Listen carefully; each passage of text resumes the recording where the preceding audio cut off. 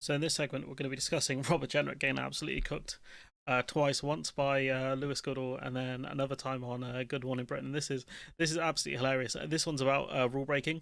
That there may be any connection, or indeed has anyone ever accosted you in the street for unlawfully approving a Conservative supporting billionaire housing project which could have cost the taxpayer £45 million? Rule breaking is a problem wherever it happens, isn't it? Well, you're talking about something that happened 5 years ago, So which I was what? cleared of then. What matters you now, accept- I don't think he was really cleared of it. Acting unlawfully. listening, what happens now to the people, what matters now to the people listening to your programme is how we tackle crime, and that is what I think rule breaking at the top is a problem. It's only a problem for those at the bottom. No, you said that. I didn't say that. Well, no, that is. I mean, yeah. The logical corollary of what you're saying. Because it happened years ago, it doesn't matter. We are actually tackling crime in our country. You seem to be more interested in deflecting and talking about other stuff. You don't think there's a connection between people seeing rule breaking at the top, for example, what happened with Boris Johnson? What you should do, guys, if you ever get caught in a crime, right, you try and buy as much time as possible. And you say, look, you seem to be obsessed with things that have happened in the past. I want to deal with problems happening now. And that's how you get away with it, according to Jenrick. During lockdown, and indeed what happened with you acting unlawfully with Desmond, and then going, you know what, I don't think I'll act within the rules because they don't at the top. You don't think there's any connection between those things? Look, I don't condone anything, but what I'm saying is the public are much more interested in what's happening right now in our country. So yeah, what you got to do is just do a crime and then just wait long enough and then say it's not a problem, guys.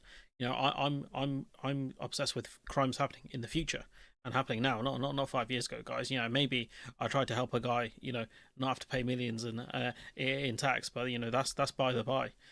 That's on the up and up. And then here he is on Good Morning Britain, where he's talking about he found some guy with a knife or something like that. It's crazy.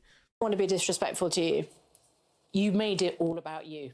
The video was literally all about you. So he posted some sort of video about fare dodgers. People that are not paying for their tickets on public transport. You say that, but that's not what I've heard. It's you walking around tube stations confronting people. Well, the point so here to is, say that Susanna, you didn't report what was said to He's a lot shorter than I thought he would be. Well, that lady's height. you because you're saying you didn't want to make it all about you is disingenuous. No, I don't think that's right, actually, Susanna, because what I was trying to do was raise the issue, and I think we've done that. Yeah. So you've literally just gone around and interviewed people who've just committed a crime.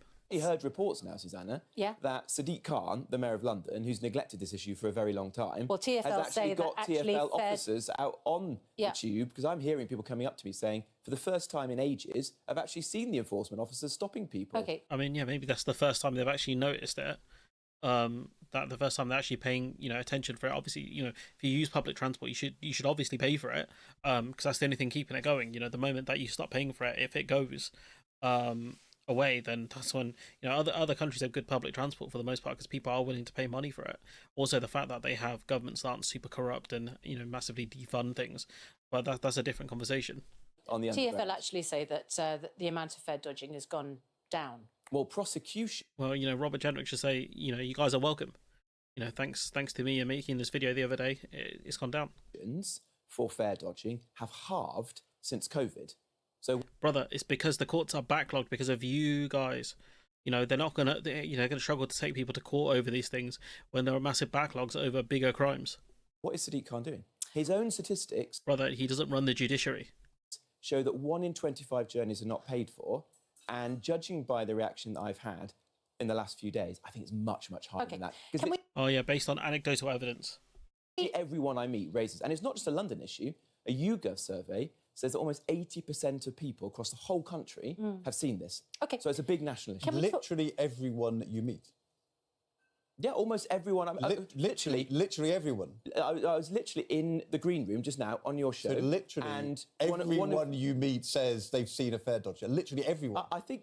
When you say literally everyone, do you mean literally not everyone? It's a turn of phrase, Ed. Okay, fine. Yeah, I think it's a bit nitpicky. This isn't the argument I'd be going down. I'd be more arguing the why are prosecutions down. That's what I'd be looking at because obviously Khan doesn't run the judiciary. But entirely false.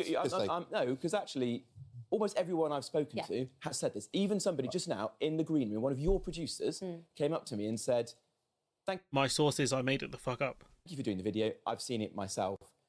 I think it is a massive national problem. Can we find the brother in the green room and just get them on TV, please? You've seen it, Ed. And it's bigger than this. It's It's this.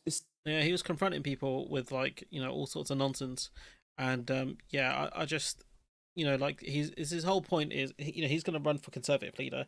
His whole pitch is going to be like, I'm tough on crime and all of this other stuff.